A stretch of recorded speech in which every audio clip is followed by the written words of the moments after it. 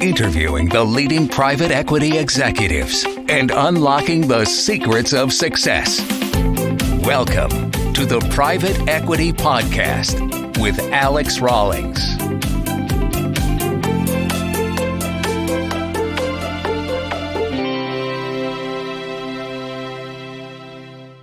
Welcome to the Raw Selection Private Equity Podcast, interviewing the leading private equity executives and unlocking their secrets to success. Joining us today is Adam Coffey from CoolSys, who is a chief executive and author of the Private Equity Playbook. Welcome, and thank you very much for sharing your insights today. Glad to be here. Let's do this. Let's have some fun. So, Adam, for those of you that, for the listeners, that haven't read your book, give us a kind of 60 to 90 second breakdown of you, please. Sure, absolutely. You know, whenever I meet somebody for the first time, which includes, probably the majority of your listeners, four things I like to cover. There's kind of four things that lead me to where I am today. First of that is service in the military. The military taught me something about leadership, discipline, and teamwork. So young guy coming out of high school, military kind of slapped me into adulthood and taught me how to work, as an effective part of a team. So I give the military credit for that. Without the military, I'm not here today. Number two, engineering background. So engineering made me just a meticulous planner. I never shoot from the hip. Sure, things happen like global pandemics that would cause you to change on a dime, change direction. But I always have a strategic plan in place. There's always a direction. I'm always articulating a vision and a shared purpose, and then breaking down, where I'm headed into bite-sized pieces. So engineering made me a meticulous planner.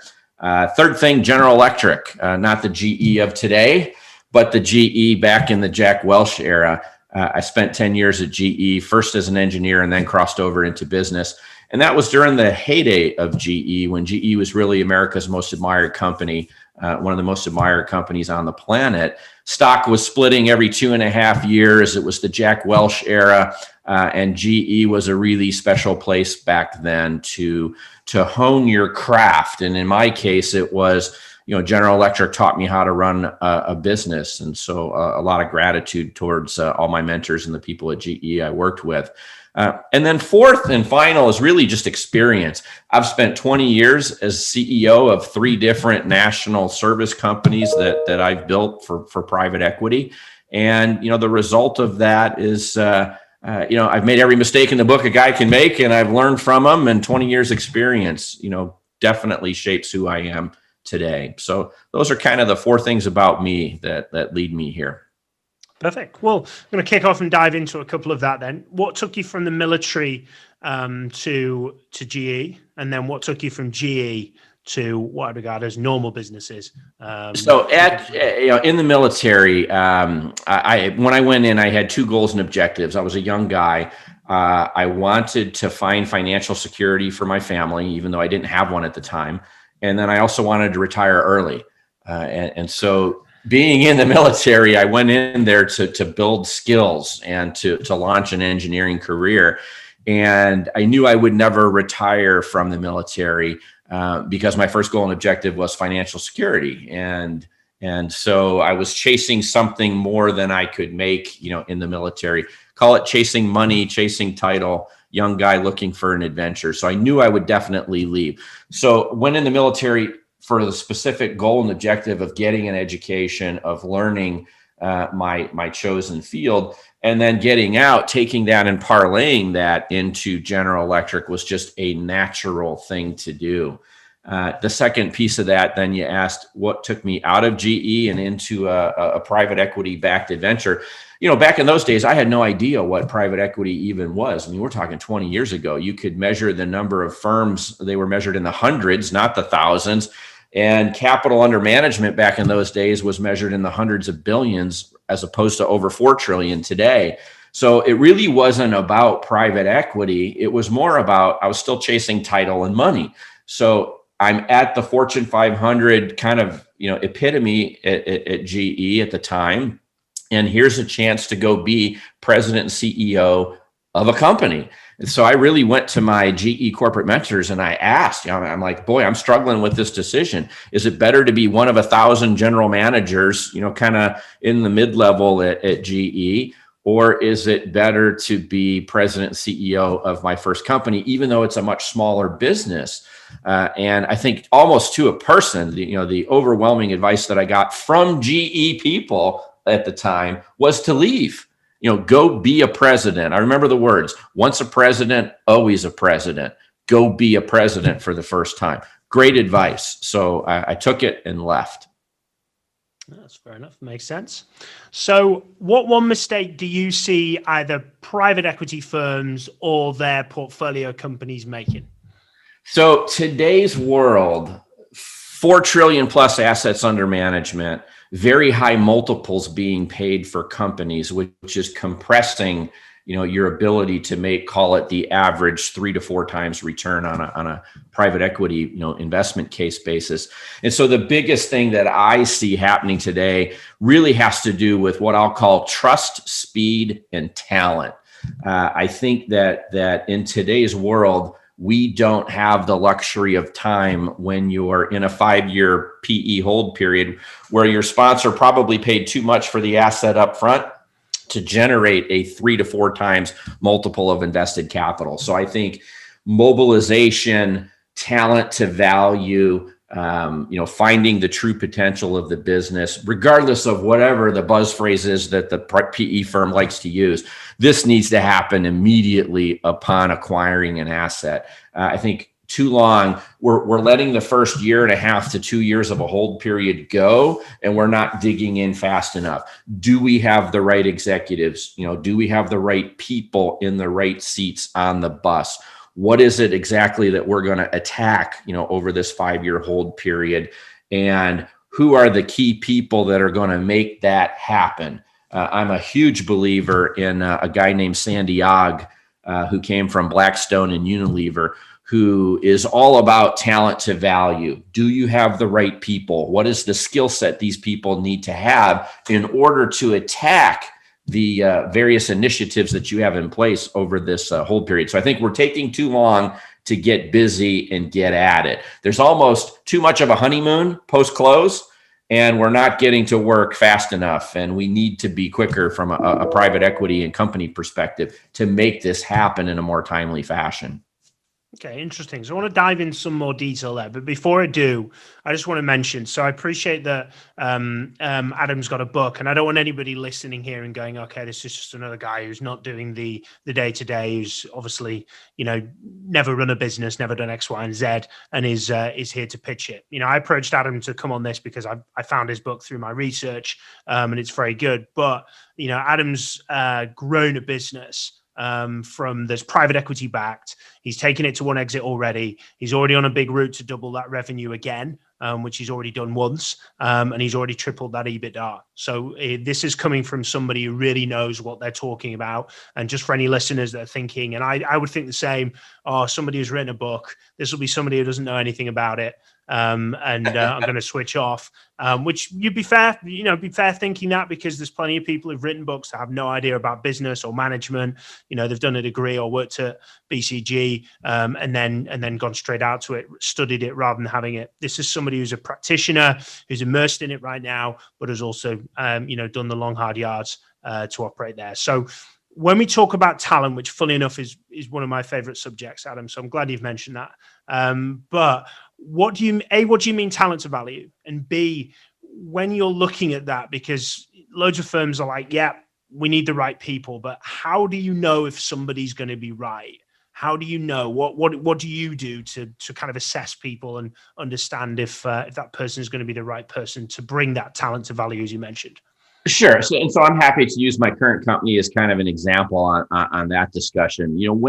When I think about the typical private equity modeling, a private equity firm is going to buy a company, portfolio company, and, they make their base case, their upside case, their down case. Here's how we're going to get a 3 times multiple of invested capital. We look at growth trajectories. We look at all of these different things that a company, brings to bear.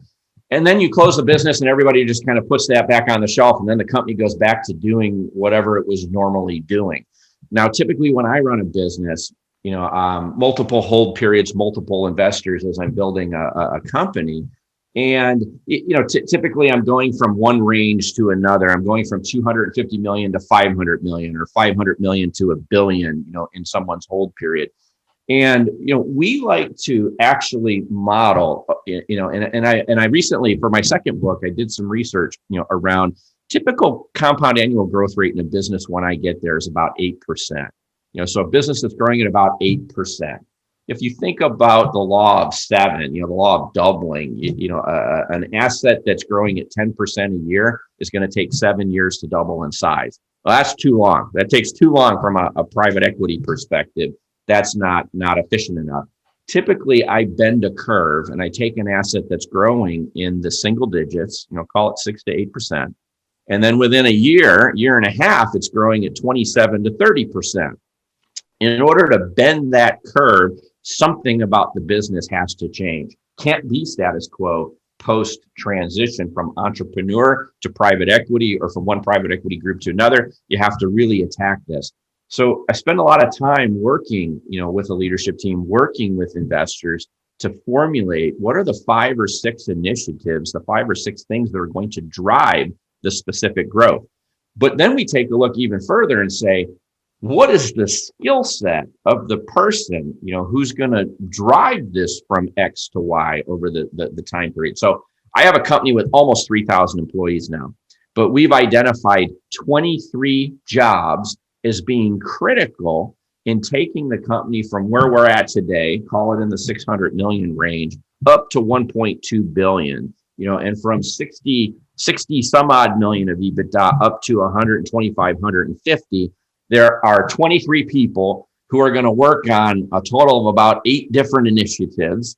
And we look at each initiative and say, what's the specific work to be done? Oftentimes, we hire people that we think are just, hey, great person, right? They got a track record, they've been successful. And so therefore they're going to automatically be successful here.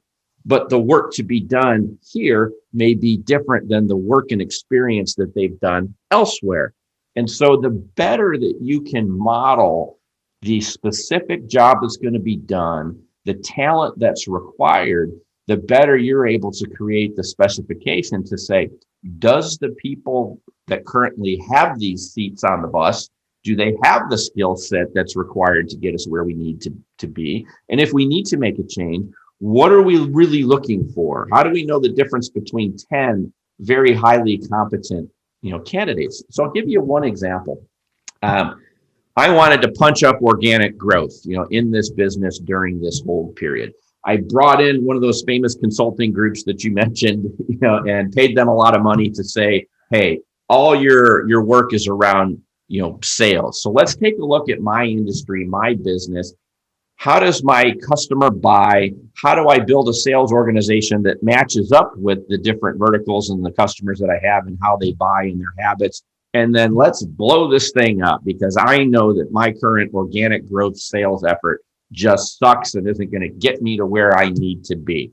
So we put that together. We went out to hire a VP of sales, and now I'm specifically looking for, show me a VP of sales who has been involved in blowing up a sales organization and rebuilding it in flight, and did it during a buy and build when somebody bought 30 companies, and they did it from a few $100 million to over $1 billion in size. And then when we were interviewing, we used that standard to line up against the different various candidates that we had. And lo and behold, we find the person who actually knows my customers, different industry, but was selling to customers. He was doing it in pest control, not selling refrigeration or HVAC service. And that person was part of a big global roll-up, led sales, and it went from a few $100 million to well over $1 billion, was very successful.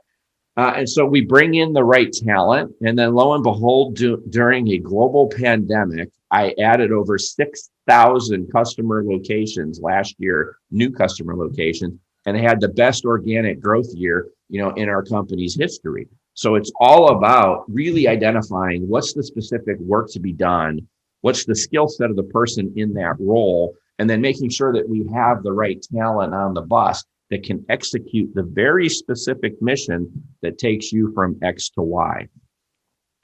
I love that answer, Adam. I truly do. I think when I talk to my clients about it, whether it's private equity or a portfolio company of a PE firm, and we talk exactly the same. It's what does success look like? What does the outcome look like? And what are the particular actions that need to happen to get you to where you want it? For you. Of those 23 jobs I mentioned, 9 of them did not exist during the last hold period. So it not only helps you identify who on the bus is critical to future success, but where are there gaps in talent inside the organization where we might actually have to go out and recruit new people to do new things in order to hit our growth, objectives. So example, in operations, we want to improve margins as everybody does. We've identified that, it would be great if we had a Six Sigma black belt or someone who worked on the business rather than in the business. And their focus was strictly to look at process mapping, difficult things that we do, find bottlenecks, streamline, invest in technology, help us to become more efficient as we're scaling. Where a problem today at twice the size is going to yield, much more difficulty. Let's fix them on the journey.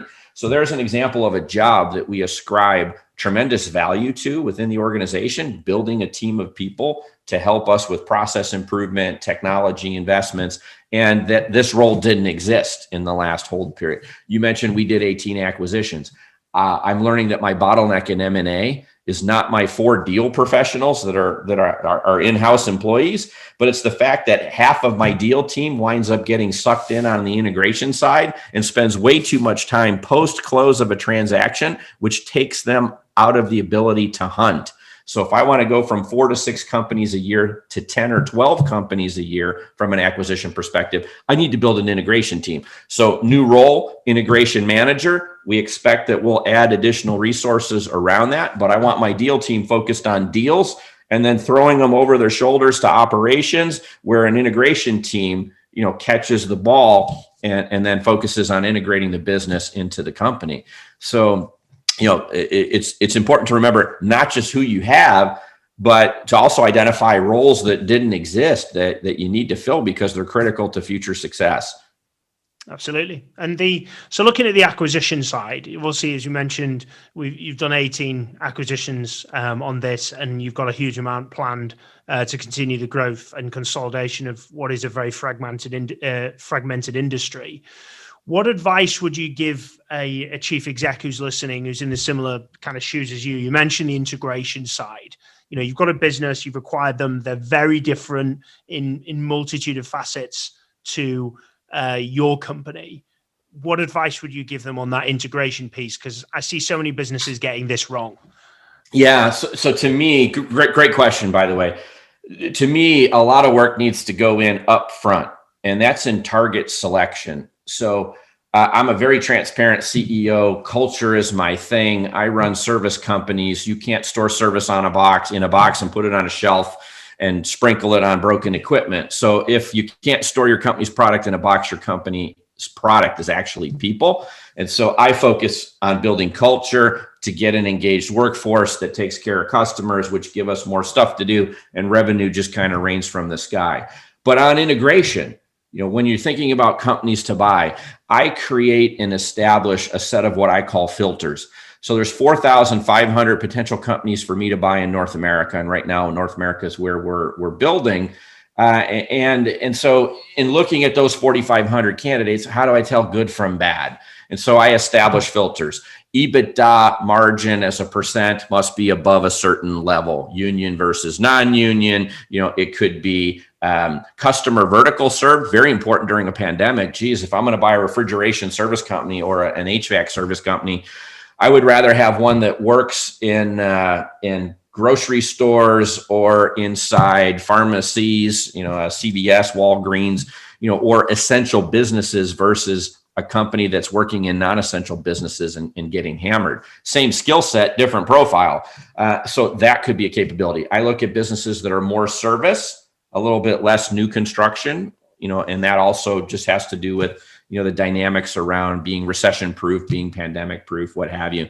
So, and then you get down into kind of the cultural fit. What is the goal and objective of the entrepreneur who's selling? Are they going to be sticking around? In my particular case, I bought 18 companies. 16 of the entrepreneurs are still in my business today.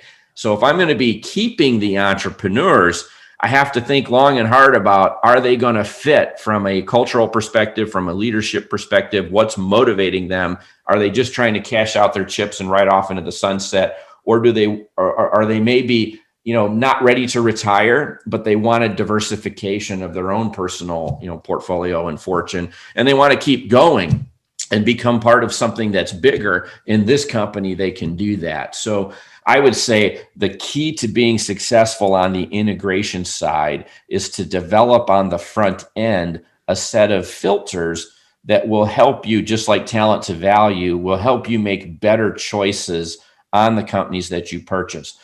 And then having that as a guide, do you have a scalable platform? And if you don't, are you investing in technology to give you a scalable platform? You can't integrate something if you don't have a scalable platform. And so that would help inform you on what's the level of integration that makes sense given the company's current technology base that it has. And then thirdly, so once I've figured out who to buy, I know how far I'm going to integrate them based on my own technology and my investments. Now I can actually get busy on the integration side, and I can be very methodical. So I'll go back to my engineer roots. We have a very long, detailed Gantt chart, by department. What's IT going to do? What's HR going to do? What's finance do?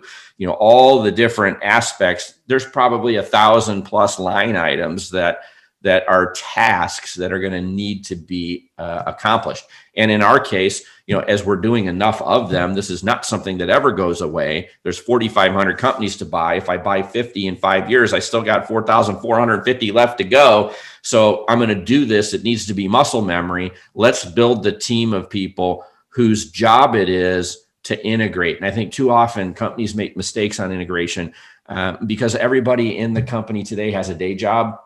It means doing an integration is an extra, layer of work to be done, and people's focus is distracted because they're busy running a day job. You need to think about having dedicated resources on the integration side who marshal the other resources within the company, but it's their full-time job to own that playbook, to own that 1,000 line item, spreadsheet and Gantt chart, and, can really exist for the sole purpose of making sure that we onboard correctly. So buy the right thing, make certain that, you're aligning kind of the skill set of the people you're buying, and laying good expectations, being transparent upfront, and then having a sound process on the back. All comes down to process systems and making sure you've really got does. that. It sounds like a lot of it's on that front end and making sure that that's right, which... one bad acquisition will zap so much energy out of a leadership team. I made a bad acquisition once. Actually, I take it back. I inherited a bad acquisition once, and it probably took 80% of my leadership's focus for probably a good 2-year period in order to fix it. So if you spend more time buying the right stuff up front, rather than just buying for the sake of buying, you can prevent that energy suck, which is, how do you fix a bad acquisition? Absolutely. So you've, we mentioned, and I'm going to reiterate, you've more than doubled the revenue of the business. You're going to take that to, I think, 1.2, 1.4 billion from a 200 million start when you had it. You've tripled the EBITDA, and obviously you're going to even quadruple, and whatever it goes on from there, 5x, 6x, that.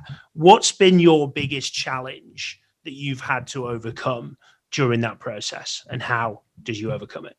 Yeah, so a couple of things come to mind. One is culture. You mentioned culture. So, we are focused on employees and culture, and that part's easy. But when we go back to picking entrepreneurs, when you buy 18 companies and 16 of the entrepreneurs are still here, and they all had their own distinct way of doing things, and they all built a business, and they've never had bosses before. That adds a layer of complexity. And I identified that before I ever took the job.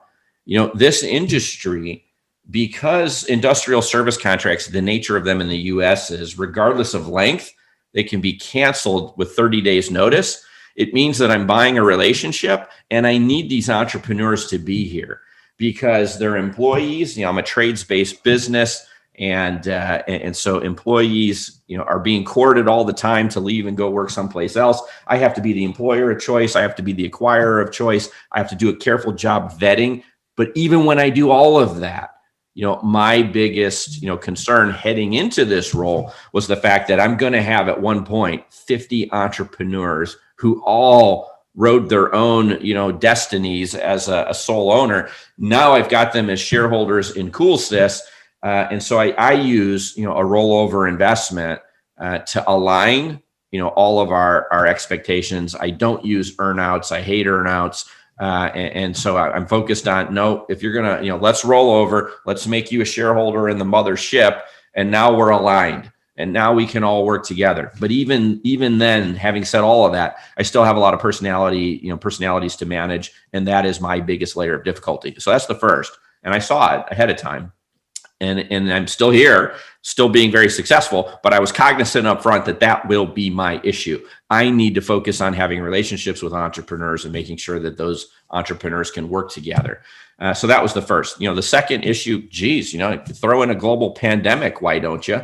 And so our business has many different customer verticals. It has many different disciplines. I have a construction business, or an install business, we call it. Installation, construction during a pandemic was hammered, and certainly we're on the commercial side. So commercial construction kind of grinded to a halt. That was a challenge. I work in a lot of different customer verticals, restaurant and retail, big challenge, in a global pandemic with shutdowns and restaurants closed and what have you. I remember, one of my largest customers, is a household name brand over here in North America, and they had 14,000 locations. And at the height of the pandemic, fully a third of them were closed. So I had revenue disruptions in service in what I'll call non-essential verticals, and then also in construction. Meanwhile, our sales effort was focused on essential service, essential businesses, and we had a bang up year last year and added 6,000 customer locations, or about 12%, increase in just the number of locations that we were servicing. So great job by them. So quick focus on, okay, what's broken, what's not broken? How do I, repurpose resources and quickly get focused on, what is an essential business? And so I would say that you always have curveballs coming at you, like global pandemics, or recessions, or, civil unrest, whatever the case may be. Those things do happen in life. And then, it was kind of also the devil that I knew ahead of time, where I knew that having a bunch of entrepreneurs around would be very different and difficult. In my last company, I bought 34 companies and put them together and created $1 billion, commercial laundry company. But there I had a scalable platform. I had an industry with bulletproof long-term contracts, and the entrepreneurs were not staying. So of 34 companies bought, literally, I think it was one entrepreneur stayed and the other 33 left the business. And so you have to work within the strengths and the confines of what your situation is, understand what the issues and problems are, and then just, you have to get through it. Absolutely. So we talk a lot in private equity about that exit. It's the holy grail in the private equity world. It's what they're all looking for until that's happened, and then it's the next deal. But obviously, from a chief exec or C-suite perspective, that's what you're chasing. You've taken one business from Audax to Ares with regards to private equity firms. What advice would you give somebody who's going through that transition or aiming to go through that? From selling a portfolio company from one PE firm to another? Sure. So I've done that 8 times in my career, across 3 different businesses that I was building.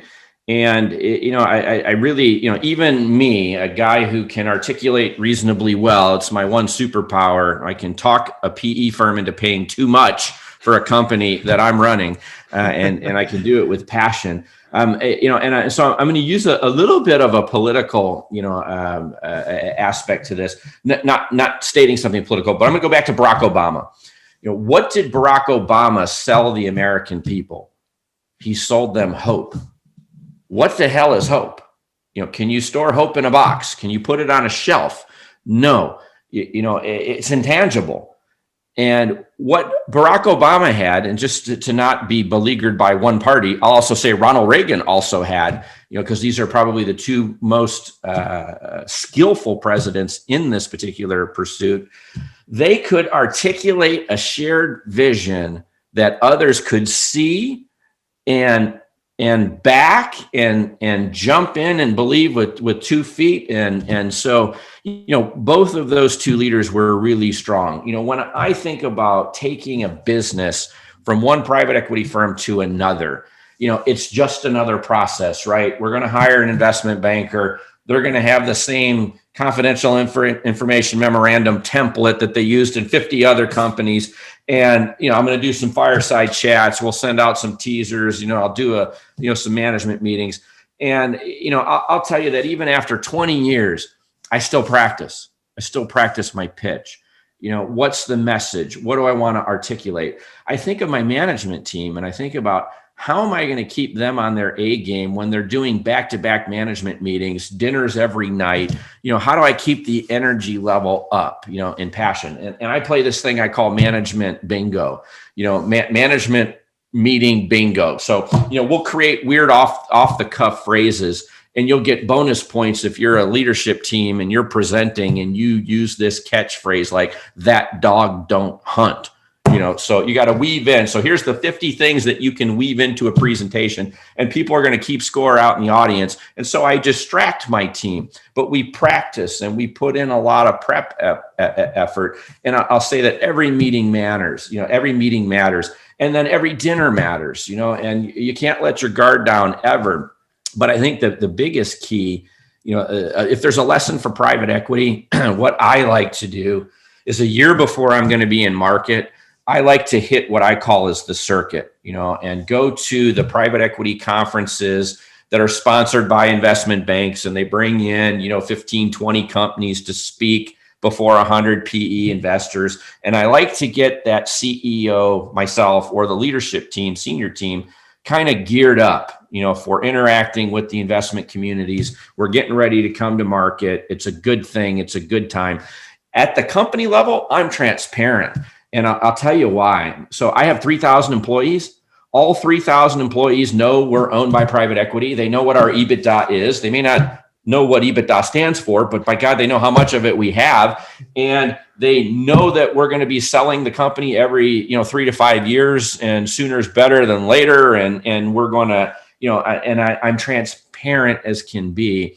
And the reason for that is, I like to hold a process in the open. I like to leverage my strengths as a company. I want people to be able to come into my headquarters, not hide in a conference room at a local hotel. I want to be able to leverage my strengths. And so I do that by being transparent. And I talk to our employees all the time via video, via email, in person when I can. And it's all about, here's what we're doing. Here's why we exist. Here's where we're headed over 5 years. I'm going to bring a shareholder in here, and as we're getting closer, I'm talking about it constantly so that the sale process is not a mystery. So I think, in today's world, the world is volatile. Things do change on a dime. And so I would encourage private equity firms to not think in terms of everything. Well, if we're getting to a 3-bagger, let's go for a 6.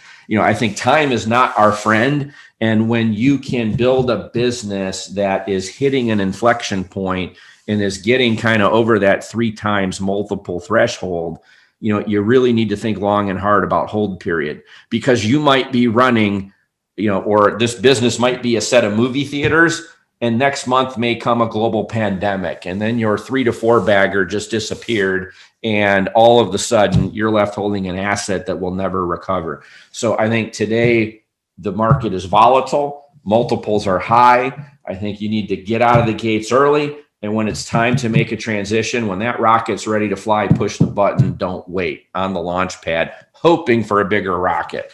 So that's kind of how I think about it from an exit perspective. What's the story? What are we going to do for the next hold period? Not every private equity group is going to take something from, use Audex as an example. They buy companies in the lower middle market space and they take them up to what I'd call the mainstream middle market. But as they've gotten bigger and their funds have gotten bigger, their focus hasn't changed. That's what they do. If they've got more capital, they just buy more of them. So they're very disciplined in their approach. And I think a lot of private equity firms are disciplined. We buy assets at this size. We sell them at this size to the next guy. And so I think it's know who you are, know what the expectations are up front. Leadership team, be transparent, be focused, focus on what we're going to do during that next hold period that's different from this hold period. And sell it with conviction, sell the box of hope, in order for others to see the vision and want to be a part of that vision. And so I think that, all of this can happen, as you're going along. It doesn't need to be, this year's a sale year, hurry up quick. What are we going to do different? I think we're acting that way every year. And it yields better outcomes, more predictable outcomes, higher MOIC, higher IRRs, and in 27 months, I was able to take the smallest company I'd ever run, and turn it into a 4 times multiple of invested capital and a 56% IRR. When you get those kind of returns, don't sit around waiting for a six bagger, take it and run. Interesting. I really like your transparent approach. And everybody in the company knows, is I think a great comment you said there is, not everybody knows what EBITDA is in the business, but we all know what we're on and we all know what we're going for. And that's that kind of common goal, that common vision, and everybody's on the bus to go in that direction. And what I really mean by that is I do explain what EBITDA is, but I appreciate that. A guy out there in a truck may decide not to tune in. He may decide, okay, I get the gist of that. Don't need to understand that. So everybody can be selective, but the information is there if they want to consume it. I think that's great. And there's a lot more, guys. This isn't a plug for Adam's book, but there's a lot more in there. And having read it, there's all sorts about your background and experience and what you've done. It's called the Private Equity Playbook. Something that fascinates me about the fact that you've written that is obviously that you're doing what you're doing right now, and you've taken the time to do that. And I think you mentioned either you've written a second or you're involved in a second book, that is. It's something I'm thinking of definitely doing in the future once I've built that skill set and knowledge even further. No doubt it's going to be on the talent side. What was it that led you and made you think, I need to write a book on this? Let's get what's in my head down on paper. I would say that everybody's got at least one book in them. I currently have 3 books in me. Second one's going to come out in a couple months, and it's called the Exit Strategy Playbook. So The Private Equity Playbook was all about what is private equity? Why should I care? If I partnered with one, how would I look at it? What would it look like after I made that leap of faith? And it's written for, the entrepreneur or the mid-career Fortune 500 transitioning exec. The new book is focused entirely around, I'm running a business, and whether I'm an entrepreneur or I was hired by private equity to run a business, it's not just about private equity. It's also about, who's the universe of buyers? How do I match up, my goals and objectives with the universe of buyers? How do I build the advisory team? How do I prepare the company in the years leading up to the sale in order to make that happen smoothly and to get maximum value? A little bit different spin on this. But, I would say that my first book, it's almost like a dam. So you have a desire to write a book. You've mentioned that. I've been thinking about this for 10 years. For 10 years, one of the things is interesting about my life. When I was a younger person, you couldn't get me to stay in a classroom. I would do anything to get out of the classroom. And I wasn't all about, I wanted to live, not spend my time in a classroom. As an older guy now in my mid 50s, I've spent 10 years as a guest speaker at UCLA, amongst other places in the business school. And what I find is, the most rewarding work I do in life today, I don't get paid for. I love, talking to 70 executive MBA candidates, who are mid-career struggling with choices and, direction and, helping to what I would call shape the future leaders of the world. And, in these classrooms, I mean, these are people from all over the globe. It certainly isn't one pocket. I always ask the question, how many people in this class were born outside the United States? And it's usually at least 50% of the class, the hands go up in the air. And so it's truly a global world that we live in. And I really enjoy giving back to the business community. From a monetary perspective, I've been blessed, and I accomplished that goal and objective back when I was 17. I want to find financial security for the family. Check, got that. Want to retire early. Well, still want to do that. But, as I was going through life, this book idea was rolling around in my head, and I got to share a secret with your thousands of listeners, out there. And that is, the book originally was going to be a pivot point in my career. So I had been a CEO for a long time. I was going to run the business for Audax, sell it, and then walk out the back and pivot. So as a CEO of 20 years experience, I know that I can impact one company. And, I don't want to say that it's boring, but I've been doing this for 20 years, and at some level I'm looking, what's next? What's my next challenge? And so originally for me, it was, I can impact 5 companies at a time. I can sit on boards. Maybe I'm an operating partner at a PE firm. Maybe I'm a portfolio support partner. Whatever that case is, I can help more than one company at a time. I can impact 5 companies at a time. I just need the right role. And so originally the book was my career pivot point. I'm going to pivot, and I'm going to do it on the back of what hopefully was going to be a best-selling book.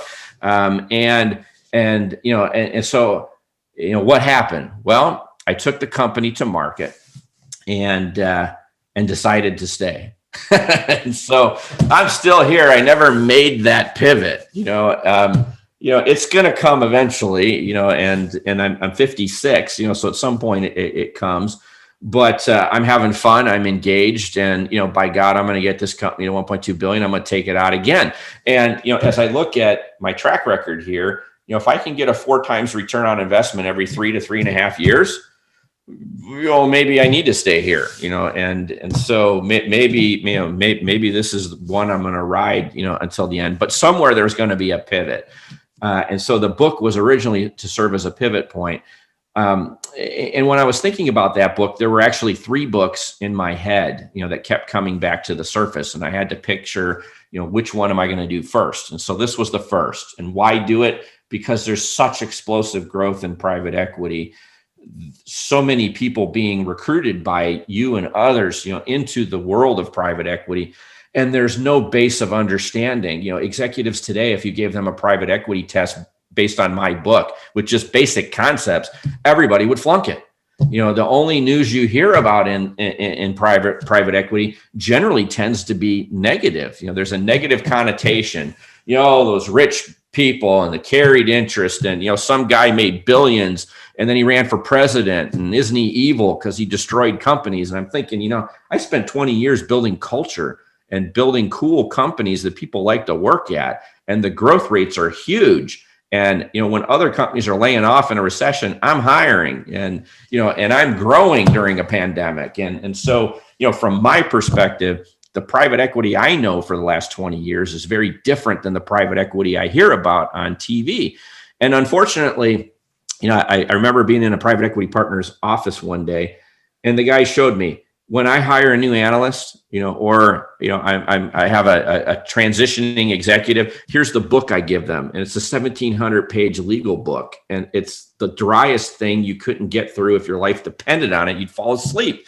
And so my book was supposed to be kind of the primer, the primer, however you want to say it. It's just like hey, what is private equity? How does it work? What's the nuts and bolts behind it? And I originally wrote it with one goal in mind, and that was I wanted it to be a cross-country book. So you could take off from New York, or LA, or London, pick your city, and you could have a drink, have some peanuts, kick back, eat your awful first-class meal back when they used to serve them, and then decide, do I want to do email or do I want to read a book? And in a 5-hour flight, you could do all of that. And my book takes about 3.5 hours to read. So depending on length of flight, you can certainly knock it out once you get into it. And when you land, you will have learned a ton. That was my goal and objective. And hopefully I think I accomplished it. I've been, blown away by the weird thing about my book.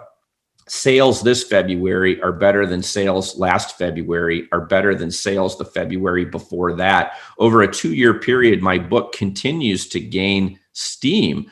It was number one in private equity for 2 years on Amazon. And it still pops up into number one in like 8 different business categories from time to time. But more and more people are discovering it and using it as a resource. Private equity firms are telling me I make every incoming associate read it because it does a good job of just explaining, the world that they're entering. So PE firms are using it with their employees. Transitioning executives are using it to learn about private equity while they consider a phone call from you about a job opportunity, in a PE-backed firm. The entrepreneurs are reading it to say, okay, well, I am going to sell my company. What is private equity? They keep calling me, and is this a good thing to pursue? And so the book just kind of took on a life of its own, and it's a great work of fiction, goes on the bestseller list, and then 8 to 12 weeks later it comes off, and then in a year it's being sold for $4, at the discount booksellers place. This book seems to keep growing, and it's got legs. So. I've been very fortunate and blessed, and I appreciate everybody in the world who's bought a copy. Yeah, well, look, as I showed you earlier, we've got ours right here, which we use as an executive search firm, and the guys in the firm read this book. So you can have that as addition to your list with the guys. It was never about money either. I'll tell you, it was never about money. I donate 100% of all my royalties to charity. Well, that's fantastic, and good on you for doing that. So I don't think a book is about making money. I don't think anybody I know that's written a book kind of like it's more about position and getting your word out there and your thoughts rather than I don't know many people have become rich off a book. I'm sure somebody has, and somebody would argue that differently. But I think in the most part, it definitely sits that way. So my favorite subject is talent, as we kind of touched on earlier. Adam, I think everyone who listens to this podcast is going to agree the amount of passion and energy and drive that comes across with the way that you communicate and speak. And I hope that really does come across on the kind of audio side of the podcast. What are the 3 attributes that you believe make a top performer? So, it's interesting, when you think about that question. So I've already touched on them. Transparency to me is really important. If you're a senior leader, you can't operate in a vacuum in today's world. The employee base in today's world is more street smart and educated than any other we've ever seen. And, based on generational, positioning, what people want is different too. So I think leaders who can be transparent, do better than those who try to hide, the good, the bad, the ugly. I think leaders need to be engaged. An employee needs to be engaged. And in today's world where there's a lot of people working remote, it's a new adventure. We're all Christopher Columbus sailing across the ocean, in this particular case. Pick your favorite explorer from way back when. And I think the world of business has evolved so much over the last year, probably done 10 years worth of evolution in a very short period of time. So being engaged means something different today than it did 2 years ago. But at the same time, the fact that you need to be engaged as a leader is as important. And I think you then need to also be flexible. The world around us is changing very, very fast. And a lot of that has to do with just technology in general and the information era. Social media and the news comes at us from a lot of different sources, and it comes very fast. There is no delay. I'm 56. If I go back to when my career started, coming out of the military as a young engineer, there were no computers on people's desks. There was no voicemail. There was no email. How did we survive? I had a pager, a little thing that went beep, beep, beep, and I had to go find a payphone when someone was trying to reach me. But it's just, we've evolved so much. The world is happening much faster. I think that today's leaders need to be much more flexible, and they need to be tuned in to change. So the world is sending us a message right now at large. It doesn't matter what side of the message you're on, something is changing fundamentally, on the planet. When you think of diversity, equity, and inclusion, you just think about all the things that have happened with the global pandemic. And, it's like the world, if you're going to be a leader in today's world, you need to be transparent, engaged, but you need to be flexible. You need to listen to what the world is telling you at large, and you need to move faster. You need to be able to make pivots and to say, geez, you know what? I didn't think of that. So you not only have to then be flexible, you got to be open to change. The world is changing. You have to read the tea leaves. You have to understand when the world is trying to send you a message, and you may not always get it right, but you need to be flexible and engaged. And, those are the kinds of words that I think about. And then finally, as I touched on with the Barack Obama and the Ronald Reagan story, you need to be able to articulate, you need to be able, you know what, today's worker doesn't just want to work and get a paycheck.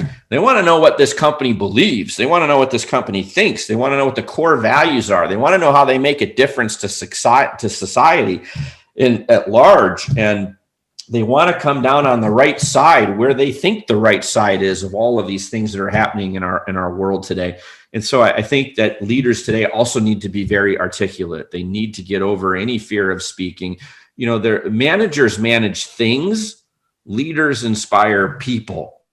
It's far better in today's world to be a leader versus a manager. If I could have one superpower, it would be, I want to be able to articulate a vision like Barack Obama did or Ronald Reagan did, and get people to share, and to believe in that shared vision for the future. And so I think skills of leaders are changing. You need to really be able to articulate that vision. You can hire good managers. You can hire people who can fill in skill gaps that you may have as an individual. But if you really want to hit the C-suite someday, if you want to be a CEO or a successful entrepreneur, you better be able to articulate a vision. So transparency, be engaged, be flexible, and then be able to articulate your vision. Excellent. And you mentioned earlier about the private equity having, somewhat of a tainted reputation on the market. There's a big one that happened in I think you have it in the US, or had it in the US, which was the Toys R Us deal, which landed with KKR. That really got hammered in the media across Europe, because it was that kind of, as a kid, a lot of people had been there. They had a lot of emotion attached to it. And it was a good opportunity for, obviously a slow news week, but it was a good opportunity for the news to really play on that. What do you love about private equity? And also, what do you hate, or if hate's too much of a harsh word, what do you dislike about it? Oh, I have a military analogy that I think is just so poignant and applicable to that question. I think the entire time you're in the military, for those who have served, bless you, thank you for your service. You think about how many days it is until you get out. The entire time you're in, you focus on, when do I get out? And I mean, you wake up in the morning, you say 632 days, 4 hours, 5 minutes, until I'm out of here. And your entire focus when you're in is getting out. Once you get in, once you do get out, you then look back and you forget about all the hassles, all the heartache, all of the struggles, and you remember only the good parts about your service. And you remember the friendships that you've developed, and the bonds between people that were so strong, never be strong like that anywhere else in your life. And so then you think back the rest of your life with pride about being a veteran, and the struggles that you went through just fall away. And I think for me personally, working with private equity, there is a love-hate relationship. There's a very high level of intensity. And, at times, it's a very difficult journey. But, then comes the payday, right? Then comes the exit. So you spend 3, 4, 5 years really working hard, and there's passion and there's conflict. Someone is constantly pushing you to do better. And I almost equate that really to being a professional athlete, and if you're at the top of your game, you still have to practice, and you can't just show up on game day and play the game. You have to practice. You have to work hard off season in order to be good in season. And I think private equity is very much like that. It's the epitome of what I'll call business as a professional sport, and it takes an engaged person who can really work hard, is constantly being kicked in the butt. There'll be good days, there'll be bad days.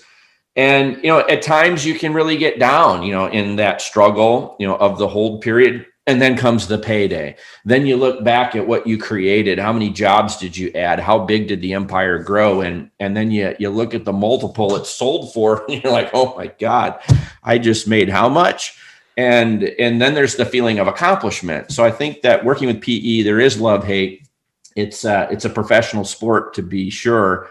There's no lazy days, in the private equity world. You have a short hold period. You're trying to triple, or quadruple, an investment, on average, and it takes a lot of effort and work to do that. And so I think, that's what I would say. It's at times very intense, and it can feel personal even. But then you look back at the hold periods and you look at what you accomplished, and you can look back with pride, over what you accomplished. So that's how I think of it. It's everything you can imagine all rolled into one. Emotions from one end of the spectrum to the other. But at the end of the day, after 20 years, boy, I couldn't think of a better place to be. Had I stayed, in the service, had I stayed at GE, my life would be very different than it is today. And I wouldn't change anything. I completely agree with you on the private equity being like the athletes. This is absolutely the top and pinnacle. And a lot of people talk to me about people who I know who don't run businesses, talk about how easy and simple it is. It must be to be easy and simple. It must be to be a chief exec, to run a company. You just sit in an office all day. You don't actually do anything. It's difficult in any world running a business. And I, sympathize with anybody who's growing a company and excited by it. I wouldn't be in any other seat myself now. But in private equity, it's all different, because it's not let's get some shareholder return. It's not let's keep the business at 30 million. It's not I can get to this so I can buy a Ferrari, a Bentley, or whatever else. This business goes from X to Z in this time frame, and it has to happen, and you have to do it. And if it doesn't, my LPs don't give me money. I don't raise my next fund. My firm goes out of business. So it's intense. But fun. At the very top. You mentioned earlier about that kind of learning and development mindset, which is what I foresee as a key trait for anybody in high performance and a top performer. But where do you get your influences from? What do you read? What do you watch? What do you listen to? Where do you get your influences? I have a lot of typical sources that a lot of people, I read the Wall Street Journal every day. I get it online. Some people do it online. I walk out to my curb, now in a pandemic, and I go get it at the curb, bring it in. I like getting ink on my fingers, so I'm old school. It's unfortunate, but I do think that the media has become biased, and I think that the media becomes biased on both sides. I'm not picking sides here. I'm just saying the media wants to entertain, wants to tell us, and people, I think, today are spending too much time in their own camps. Whatever camp you're in, whatever you believe, you constantly are seeking out sources of information that tell you what you want to hear. And there's not enough challenging of convention. There's not enough discourse between sides. So from my perspective, I try to be very open-minded. I try to get from a lot of different sources, whether it's the Wall Street Journal, it's Drudge or somebody else. I mean, it's like I have online resources. I have print media resources. I do watch TV, and I do read the occasional business book and try to tune in, but information's coming at us from a lot of different places. It's not always vetted. It's not always accurate. It's not always true. And I think we all owe it to society in general to challenge our own personal thinking and to recognize and take information from multiple sources and then process it. I'm still trying to decide, from a social media perspective, what value it's serving humanity. And is it good or is it bad? Have we gone too far? And comparing again where I started my career when none of this existed to where I am today and the amount of influencing that's there. One thing I noticed on TV, when a riot or something takes place, when something happens, how many people got an arm up in the air with cell phones? Does anybody in life ever truly live in the moment and enjoy the moment? I'm not talking about a protest, but I mean, even a sporting event. It's like the world is just all built around what can I record, what can I put on my Facebook page, or what can I put on my Instagram feed, or pick a platform. And I'm thinking to myself, hey, boy, I want to be the guy who doesn't record a damn thing, who just enjoys the moment. I want to enjoy my kids' soccer game or whatever the event is or the birthday. And I can look at, later, other people's, videos of an event. So I personally am struggling with information overload and wondering whether all of the activity is actually adding value to humanity or not. I love doing the podcast, love reaching out and talking to people. One of the new apps I think that's come out recently, Clubhouse, is here's an interesting place where thousands of people are randomly getting together and just talking. And I was on it in the first time. It was kind of funny. I was on one, a few weeks ago, and I didn't even, the guy who called me is a friend. I didn't realize he was putting me in his Clubhouse feed. I didn't know there were 2,000 people listening to us talk until there were 2,000 people listening to us talk. Lo and behold, all of a sudden my book popped back up number one in a bunch of different categories and a bunch of different formats. I'm like, wow, the power of that platform is pretty incredible. So I think that we are still, as a species, still evolving. And there's a lot of things happening really, really, really quickly to us now. And I'm still trying to figure out what's good, what's bad. And so I'm trying to get my information from many places, and I'm trying to filter it and try to make sure that I'm getting balanced input, on the world at large around me. Yeah, so it's a tough one. There's a lot of information out there, and we are at that kind of information stage where, we only pre-internet, we didn't have that option to just jump online and Google it. And now we can Google it, but are we getting the right information? Are we getting the information that we want, or are we getting the information that whoever's paid most to get to the top, or whoever's the loudest at shouting it? So that can be difficult. Have you ever been blindsided? And if so, what did you learn from it?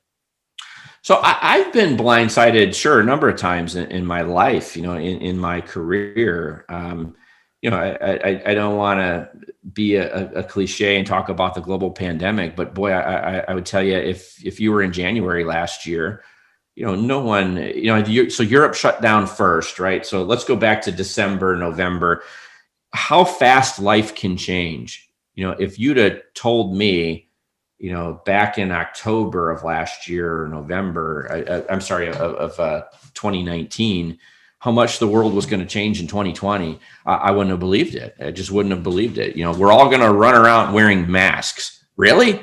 That sounds strange. Essential businesses are going to be shut down. Entire industries are going to be put out of business.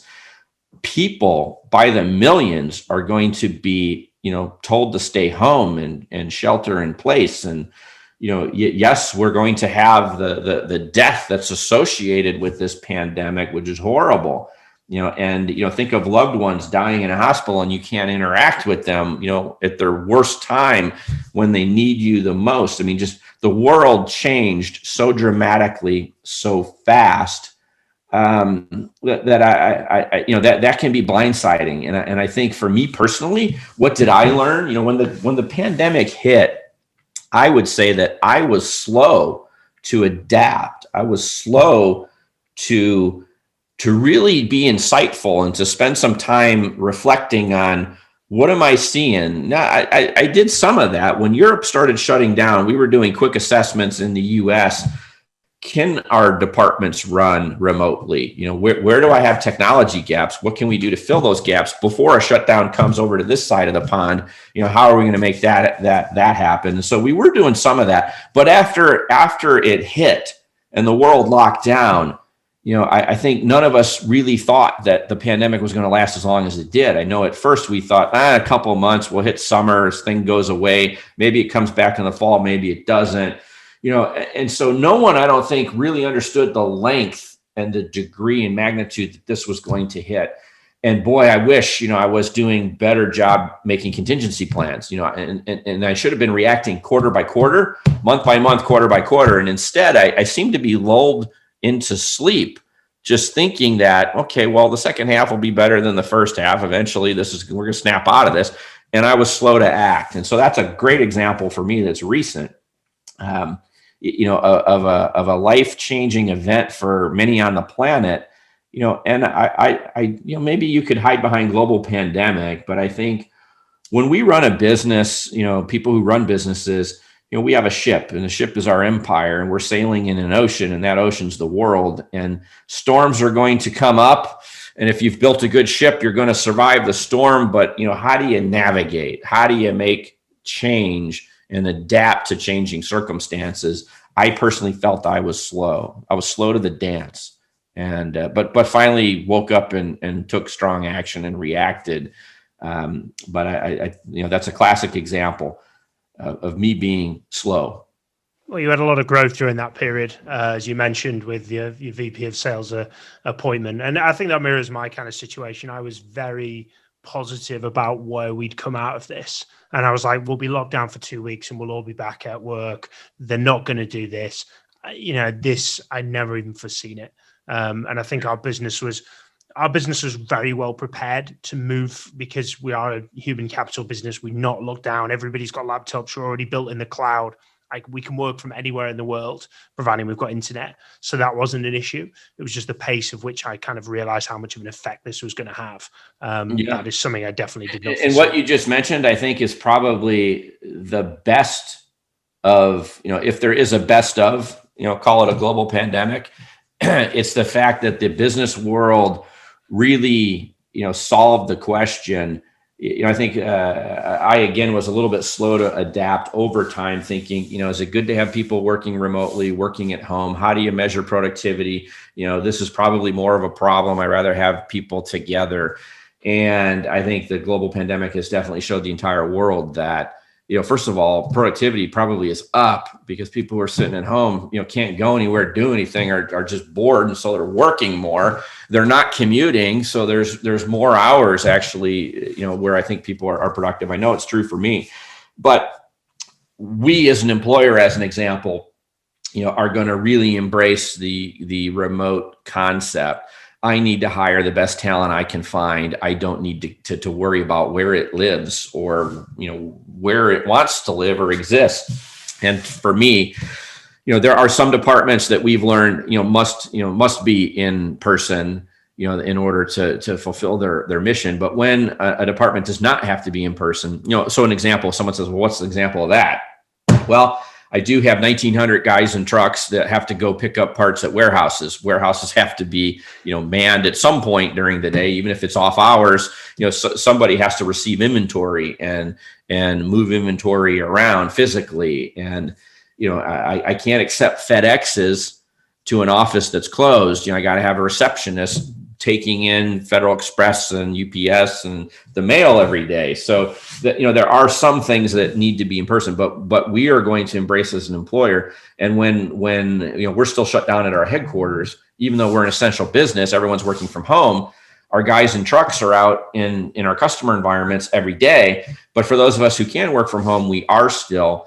And when we open back up, it's really going to be who wants to work at home, who wants to be part-time in the office versus full-time in the office versus no time in the office. And then we're going to redesign all of our office space to reflect, I need a lot more hoteling space. I need more meeting rooms. But, if I've got half of my building wants to work at home, I guess I need less real estate. And that's probably my biggest lesson learned. We were about to add about 8,000 square feet onto a headquarters space to add some more people. Now coming out of a pandemic, I'm guessing half of my workforce is going to work from home semi-permanently or fully permanently. And we're okay with that. So I think that was one good thing that came out of it. Been a lot of forced evolution in a short period of time. No, it's really changed, and we can see the adaptation of technology, and we've seen that big technology growth in the public markets as well.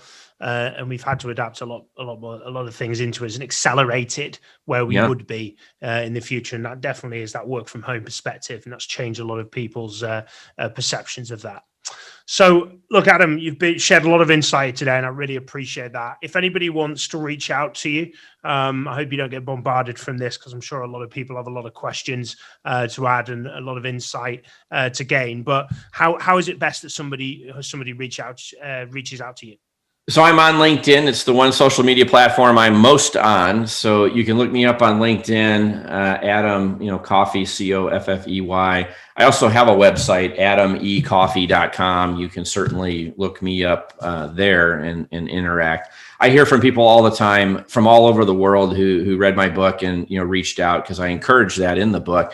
And I love it. It's been great. I've heard so many great stories, and it's to me helped make the world a much smaller place, and I definitely have appreciated that. So that's how I'd say it's LinkedIn or adamcoffey.com. Perfect. We'll put the show notes, all those details in the show notes. So anybody that wants to reach out, or if you want to get a copy of the book, I'll put that through Amazon link as well. So look, Adam, thank you very much for joining us. I've really, really appreciated your insight here. It's been really super wealth of knowledge for me. And so thank you very much. And I've no doubt everybody who's listened to this has definitely picked something up. So thank you very much for that. Well, thank you for having me, and good luck to both of you and all your listeners. So appreciate it. Thanks for the opportunity. So as always, thank you very much to our listeners for joining us. And of course, should you ever need support with your private equity professionals or portfolio executive hiring, please do reach out to me. It's Alex Rawlings at Raw Selection. But till the next time, keep smashing it. Thank you for listening to the Private Equity Podcast on www.raw-selection.com.